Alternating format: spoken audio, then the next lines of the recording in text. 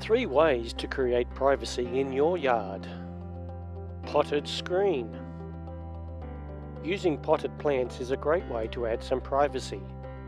Nearly every type of plant can be grown in a pot. Great for adding some greenery to your balcony or patio. For maximum privacy, try bamboo, tall grasses, fruit trees, or arborvitae.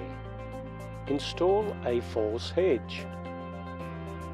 Hedge panels are available in multiple sizes and can even be fitted with soundproofing insulation to double the privacy. No watering, no pruning, and no waiting for the hedge to grow. Hang curtains. Place curtains to give you some privacy. You can use a variety of colours or styles to match your mood or taste. You can use drop cloths sprayed with a water-resistant coating as an option. 3 ways to add privacy to your yard.